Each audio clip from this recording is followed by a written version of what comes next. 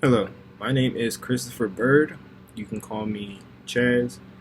I am from Broward County, Florida. Um, my major is human health and performance studies with a concentration in sports medicine and a minor in biology.